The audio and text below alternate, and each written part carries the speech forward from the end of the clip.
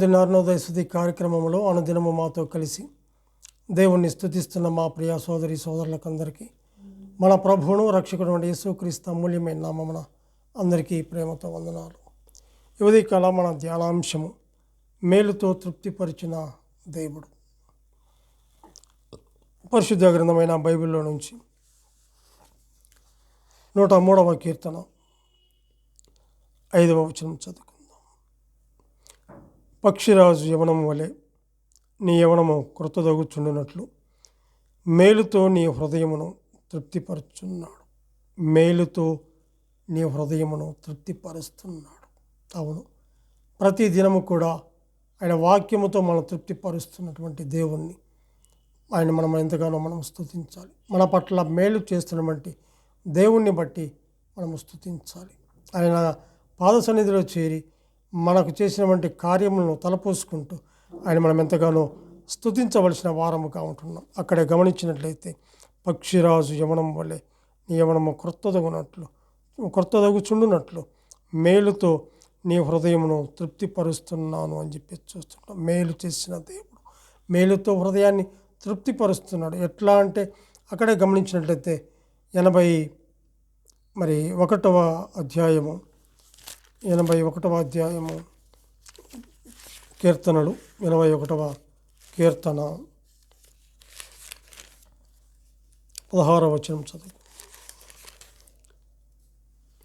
అతి శ్రేష్టమైన గోధుమల అనుగ్రహించి నేను వారిని పోషించుదును, కొండ తేనెతో నిన్ను తృప్తిపరచుదును అని చెప్పి చూస్తున్నాడు. ఎవరిని తృప్తిపరుస్తాడు? ఎవరికి మేలు చేస్తూ ఉన్నాడు అంటే తన యందు భయభక్తులు కలవారిని తృప్తిపరుస్తాడు. దేవుడు ఆయన శ్రేష్టమైన ఆహారంతో తృప్తిపరుస్తున్నాడు. ఇంకెవరిని తృప్తిపరుస్తాడు అంటే 84వ కీర్తన 11వ వచనంలో గమనించినట్లయితే 11వ వచనంలో దేవుడైన యెహోవా సూర్యుడును కేడమునై ఉన్నాడు. యెహోవా కృపయు ఘనతయు అనుగ్రహించును. యథార్థముగా ప్రవర్తించు వారికి ఆయన ఏ మేలును చేయక మానడు. ఇక్కడ గమనిస్తే ఎవరికి మేలు చేస్తాడు? ఎవరు ఈయన? యెహోవా సూర్యుడును కేడమునై ఉన్నాడు. అందును బట్టి మనం స్తుతించాలి. యెహోవా కృపయు ఘనతయు అనుగ్రహించే దేవుడు, కృప ఘనత అనుగ్రహించే దేవుడు. అందును బట్టి మనం స్తుతించాలి.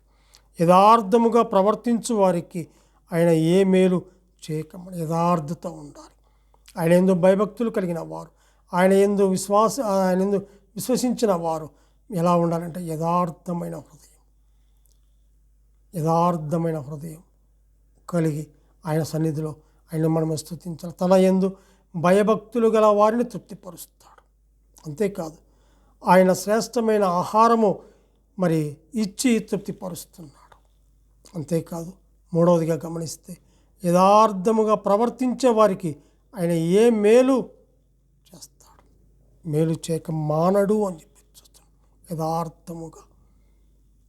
అంతేకాదు కానీ 65వ కీర్తన 4వ వచనంలో కూడా మనం గమనించినట్లయితే 65:4 వచనంలో ఇక్కడ 65:4లో ఇక్కడ గమనించినట్లయితే బలమనే నడికట్టుగా కట్టుకుని వాడై తన శక్తి చేత పర్వతములను స్థిరపరచువాడు ఆయనే అని చెప్పి చూస్తున్నాం. బలమునే నడికట్టు కట్టుకున్నవాడు ఆయన వారిని స్థిరపరిచేవాడుగా ఉంటున్నాడు, బలపరిచేవాడుగా ఉంటున్నాడు. 84వ కీర్తన 4లో కూడా మనం గమనిస్తే 84వ కీర్తన 4లో కూడా మనం గమనించినట్లయితే నీ మందిరమునందు నివసించేవారు ధన్యులు, వారు నిత్యము నిన్ను స్తుతించుదురు అని చెప్పి చూస్తున్నాం. నిత్యము స్తుతిస్తారు. ఎందుకంటే మందిరములో తృప్తి ఉంది, మేలు ఉంది, వాక్యం ఉంది, ప్రార్థన ఉంది. కాబట్టి ఆయన తృప్తిపరిచేవాడుగా ఉన్నాడు. కాబట్టి గమనించినట్లయితే తన మందిరములో మేలు చేత మనల్ని తృప్తిపరుస్తున్నాడు. ఈ కారణాన్ని బట్టి ఆయన మనం స్తుతించాలి. ఒకటి, ఆయన యందు భయభక్తులు కలిగిన వారిని తృప్తిపరుస్తాడు.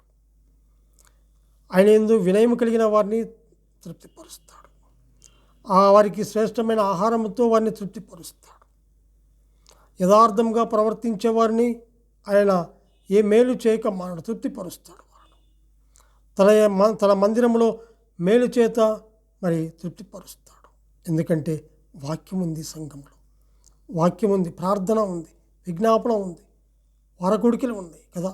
ఎంతగా దీవిస్తాడు. మేలు చేత ఆయన తృప్తిపరిచేవాడుగా ఉన్నాడు. యవన కాలములో మరి ఆయన కాడిని ఎత్తుకునే కృపను మనకు అనుగ్రహించాడు. ఆయన చేసినటువంటి ఉపకారములను దేని మనకు కూడా పక్షిరాజు మరి యవనము వలె నీ యవనము క్రొత్తదగునట్లు ఆయన మరి మేలు చేత నిన్ను తృప్తిపరుస్తాడు అని చెప్పి చూస్తాం. 145వ కీర్తన 9వ వచనంలో కూడా మనం గమనించినట్లయితే యెహోవా అందరికీ ఉపకారి, ఆయన కనికరములు ఆయన సమస్త కార్యముల మీద ఉన్నది. ఆయన అందరికీ ఉపకారి, అందరికీ మేలు చేసే దేవుడు. అందరినీ మరి ఉన్నత స్థితిలో ఉంచేవాడు. ఆయన యందు విధేయత కలిగి, ఆయన యందు భయభక్తులు కలిగి, ఆయన యందు యథార్థమైన హృదయం కలిగి వారిని తృప్తిపరిచి బలపరిచి బలాన్ని ఇచ్చి నిలకడగా ఉంచి నిత్యము ఆయన సన్నిధిలో ఆయన వారిని వాడుకుంటాడు, వారిని దీవిస్తాడు, వారిని పరిచయలో ముందుకు తీసుకొని వెళుతాడు.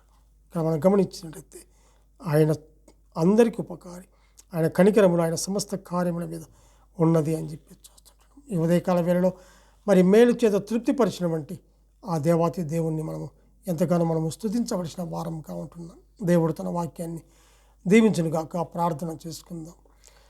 పరిశుద్ధుడమైన మా ప్రియ పరలోకపు తండ్రి, మీ ఘనమైన నామానికి స్తుతులు స్తోత్రములు చెల్లించుకుంటున్నాం. దేవా, మీ వాక్యము సత్యము, మీ వాక్య సారాంశము సత్యము.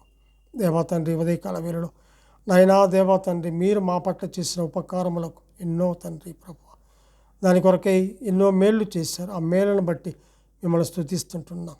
దేవా తండ్రి, యథార్థముగా నీ సన్నిధిలో ప్రవర్తించే వారికి మేలు చేస్తారు. దేవతని నీ యందు భయభక్తులు కలిగే వారికి మేలు చేస్తారు. నాయన నీ యందు నిలకడగా ఉన్న వారికి మేలు చేస్తారు.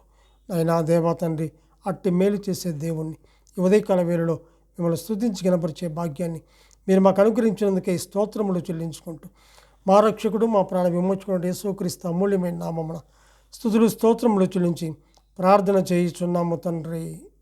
ఆమెన్.